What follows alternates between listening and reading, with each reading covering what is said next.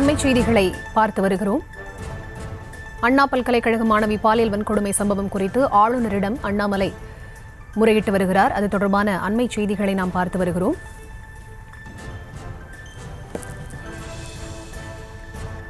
தற்போது கிடைத்திருக்கக்கூடிய அண்மை செய்தி, சென்னை ராஜ்பவனில் ஆளுநர் RN ரவியுடன் தமிழக பாஜக தலைவர் அண்ணாமலை சந்திப்பு நிகழ்த்தி வருகிறார். அண்ணா பல்கலைக்கழக மாணவி பாலியல் வன்கொடுமை சம்பவம் குறித்து ஆளுநரிடம் அவர் முறையிட்டு வருகிறார்.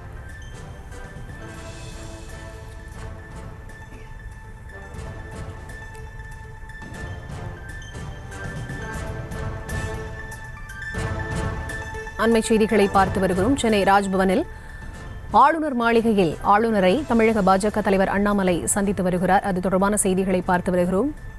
இது தொடர்பான முழுமையான விவரங்களோடு இணைகிறார் செய்தியாளர் லதா. அவரிடம் பேசலாம். வணக்கம் லதா, இந்த சந்திப்பு தொடர்பான முழுமையான விவரங்கள். வணக்கம்.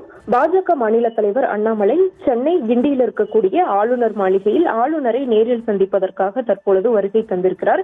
அவரோடு அந்த சந்திப்பு என்பது நடைபெற்று வருகிறது.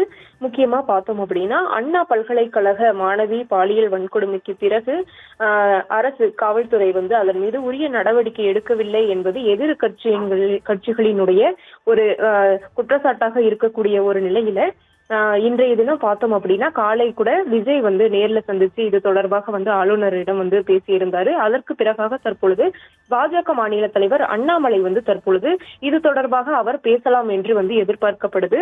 அண்ணா பல்கலைக்கழக விவகாரம் தொடர்பாகவும், சட்ட ஒழுங்கு பிரச்சனை தொடர்பாகவும், அதே போல தமிழகத்தில் பெண்களுக்கான பாதுகாப்பு என்பது கேள்விக்குறியாக இருக்கிறது என்பதை குறிப்பிட்டும் ஆளுநரை சந்தித்து அவரிடம் முறையிட இருப்பதாக அந்த தகவலானது நமக்கு கிடைச்சிருக்கு.